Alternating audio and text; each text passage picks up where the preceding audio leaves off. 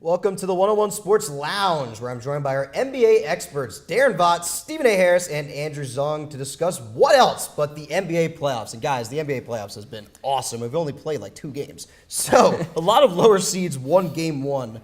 Actually, 5 of the 18 or of the games were won by lower seeds game 1. Is this a sign of things to come? Dan, we'll start with you. I don't think this is very sustainable, and mainly that's because of the top-heavy nature of the NBA. We saw the Pacers fall in round 1. For whatever reason, I can't justify it really. Think that they're going to get it back together at some point, so I don't see them falling in a 7-game series to the Hawks. I really don't see that many upsets coming out of this first round at all. I'm going to respectfully disagree. I think this whole this new upsetting thing can become a trend, because one of the biggest complaints of the NBA was that it's just, if you're not one of the top 2 seeds in each conference, you have no chance. I think this can become a trend, because if you look, the balance in power is becoming more balanced between these teams. In the West, 4 through 8 were only separated by 5 games. The same was between seeds 3 through 7. And some of those wins were pretty convincing wins. The Wizards won by 9. The Hawks were up most of the game. And the Pacers only got within 8 for garbage time. A lot of these games also went to overtime, so there have been a ton of close games. Yeah, a lot of close games, a lot of really good competitive games in general. And I just think that it can't continue. But I'm glad they're exciting games, and I think upsets will make it even more exciting. Yeah.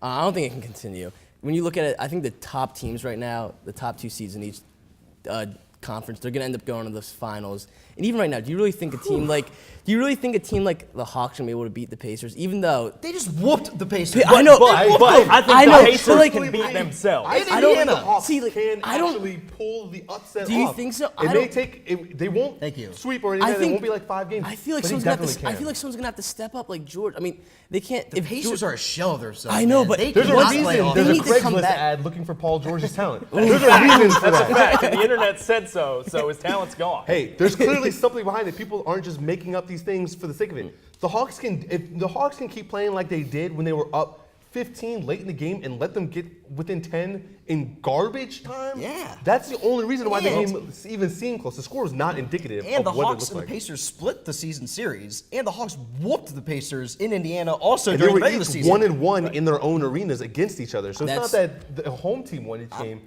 The Hawks have I think Indiana obviously is in control. Like, they can beat themselves way more likely than the Hawks can beat them outright.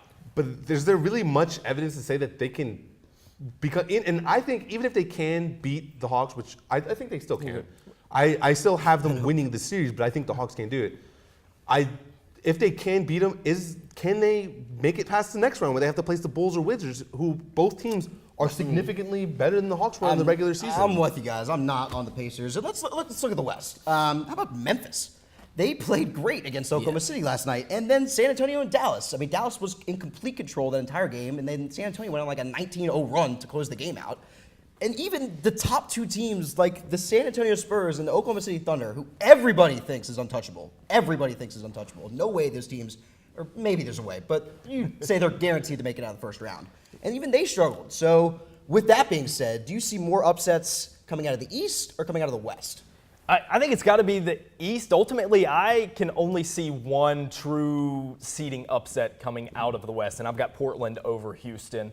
I think OKC is going to be too much for Memphis. I do like Memphis. I would have liked them much better in a matchup against, say, a San Antonio had they gotten the 8th seed. Whereas in the East, it's kind of wide open.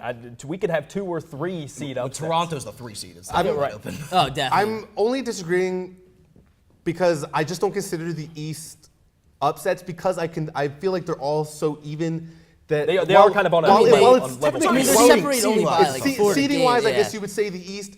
But I just consider those all the same. Like the Nets could easily be a 3 seed if they had gotten it together earlier in the season. Yeah, exactly. The Wizards and stuff like that, and the Bulls. But similar with the West, I mean, you can't tell me the Golden State Warriors are not like a 6 seed. They're not a 6 seed. They're I think they can pull an upset. I think Portland could pull an upset. I think Memphis, while as little the chance is, I don't think OKC is as untouchable as everyone thought. I think we agree with that. So that's why I think the West can have. We are running low on time. I want to get one quick answer, one word from everybody. Which 5 or lower seed do you think has the best chance of making the conference finals? Andrew. I think it's going to be the Trail Blazers. Stephen A. Washington Wizards. I've got the Blazers as well. Don't look now, but the NFL draft is about 2 weeks away. Our draft expert will break down the top receivers in the upcoming draft class on the other side of this break. Don't go anywhere.